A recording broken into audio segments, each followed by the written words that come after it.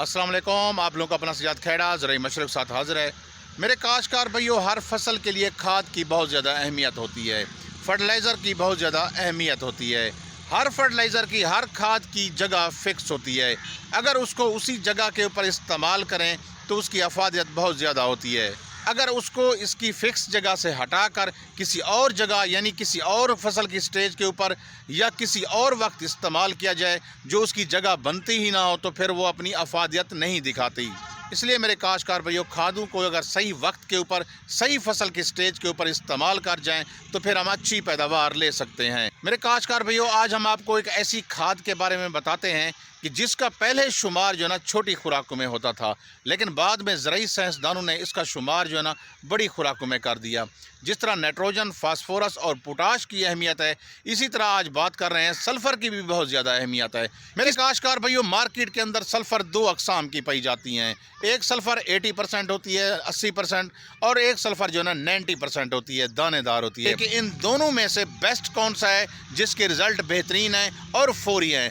जैसा कि आप लोग जानते हैं कि आजकल जो मेन सीज़न चल रहा है वो गंदम का सीज़न चल रहा है, और सल्फ़र की जो ना गंदम के अंदर अहमियत क्या है, क्या ये सल्फ़र पैदावार बढ़ाने में अहम किरदार अदा कर सकता है? अगर कर सकता है तो इसको जो ना हमने किस वक्त इस्तेमाल करना है और कितनी मिकदार में इस्तेमाल करना है, मुकम्मल तफसीलात मेरे काश्तकार भाइयों इस वीडियो में आप लोगों को बताई गई हैं।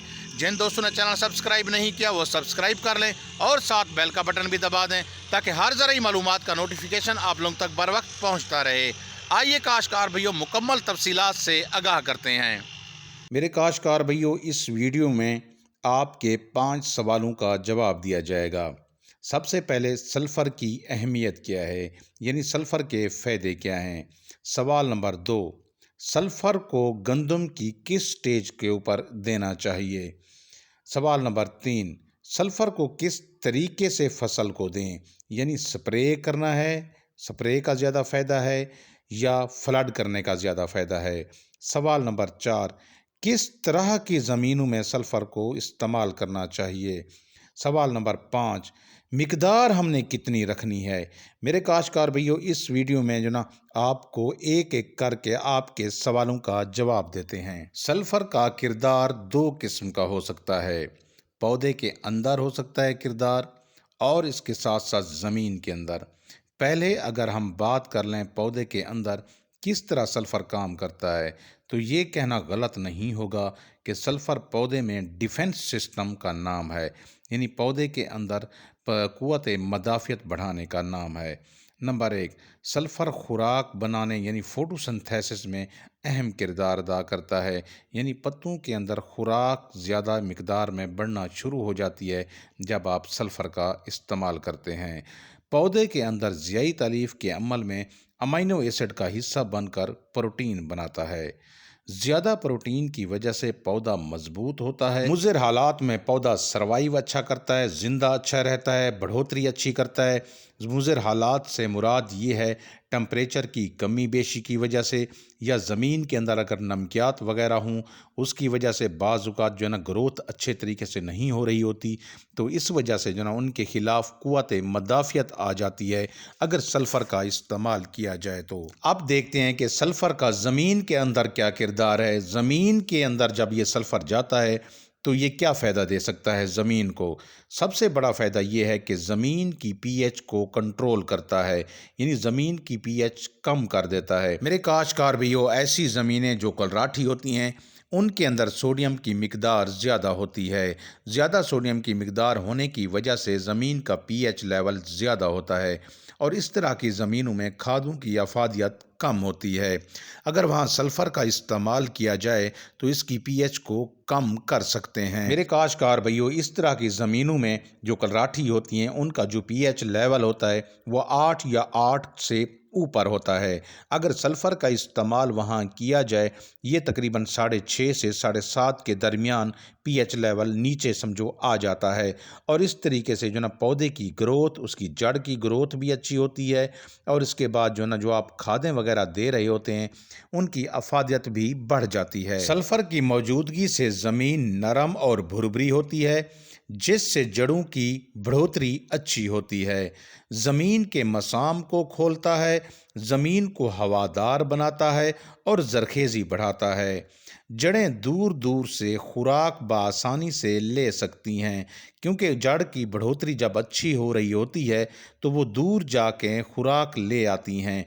सल्फ़र ज़मीन में मौजूद बैक्टीरिया की खुराक है। सल्फ़र के इस्तेमाल से बैक्टीरिया की तादाद में इजाफा होता है, जो फसल की बाकियात ज़मीन के अंदर मौजूद होती हैं। बैक्टीरिया इन फसलात की बाकियात की तोड़ फोड़ करता है और उनके अंदर जितनी भी खुराक मौजूद होती है फसल की बाकियात के अंदर, वो नाइट्रोजन की शक्ल में, फास्फोरस की शक्ल में, पोटाश की शक्ल में और दूसरे जो माइक्रो न्यूट्रिएंट्स होते हैं, जो छोटी खुराकें होती हैं, जिंक, उसके बाद जो है ना मैग्नीशियम, कैल्शियम और दूसरी खुराकें जो होती हैं, उनकी जो है ना अवेलेबिलिटी को यकीनी बनाता है। इसके अलावा जितनी भी हम खुराकें यानी खाद की शक्ल में डालते हैं, उनकी अवेलेबिलिटी, उनकी अफादियत को भी बढ़ा देता है। मेरे काश्तकार भाइयों, खुराक के साथ साथ ये बीमारियों से भी महफूज रखता है।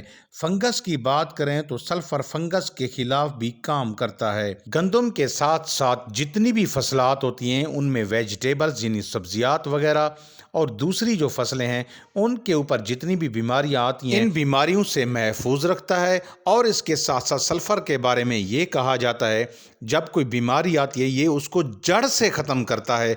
बाज़ औक़ात कुछ ऐसी फंजीसाइड होती हैं जो एक प्रोटेक्टिव लेयर बना देती हैं, तह बना देती हैं, वो बीमारियों को आने से रोकती हैं। कुछ फंजीसाइड ऐसी भी होती हैं जो स्पोर जो फंगस के होते हैं उनको इनएक्टिव कर देती हैं।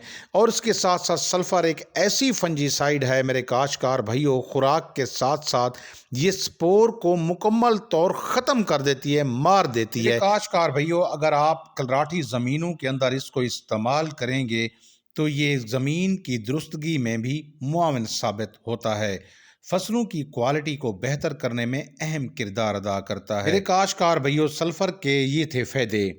अगर सल्फ़र इतना ही फ़ायदेमंद है तो फिर हमें गंदम की किस स्टेज के ऊपर किस वक्त देना चाहिए? मेरे काश्तकार भैया, जब गंदम 20 से 25 दिन की हो जाती है यानी पहले पानी के ऊपर पहुंच जाती है तो फिर आपने जो ना इसको सल्फ़र लाजमी देना है। मार्केट के अंदर दो तरह के सल्फ़र अवेलेबल होते हैं, एक 90% होता है 90% और दूसरा 80% है। आपने जो इस्तेमाल करना है वो 80% इस्तेमाल करना है।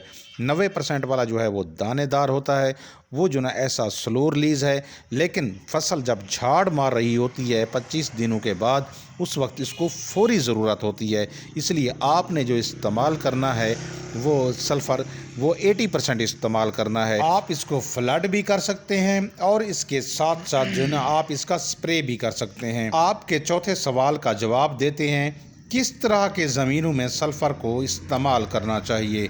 आप हर तरह की ज़मीनों में सल्फ़र का इस्तेमाल कर सकते हैं, चाहे वो कलराठी है, चाहे वो मैरा ज़मीन है, हल्की मैरा ज़मीन है, रेतली ज़मीन है, किसी तरह की भी ज़मीन है। अगर आपकी रेतली ज़मीन है, रेतला रकबा है, तो वहाँ जो है ना आप स्प्रे वाले ऑप्शन के ऊपर जाएं, वहाँ स्प्रे करें आप सल्फ़र का। उसकी वजह ये है स्प्रे करने की, जब आप रेतली ज़मीन के अंदर सल्फ़र को अगर फ्लड करेंगे तो वो लीच डाउन हो जाएगा, जड़ों से नीचे चला जाएगा और वो फसल को अवेलेबल नहीं होगा। इसलिए मेरे काश्तकार भैया, जो रेतली ज़मीन वाले काश्तकार हैं वो जो ना स्प्रे वाले ऑप्शन के ऊपर जाएं और सल्फ़र का स्प्रे करें। ऐसे काश्तकार हजरात जिनका रकबा, जिनकी ज़मीन कलराठी है, उनको चाहिए कि सल्फ़र को फ्लड करें। फ्लड का बहुत ज़्यादा फ़ायदा है। बाकी मैरा और हल्की मैरा वालों के लिए भी ये है कि वो फ्लड भी कर सकते हैं और स्प्रे भी कर सकते हैं।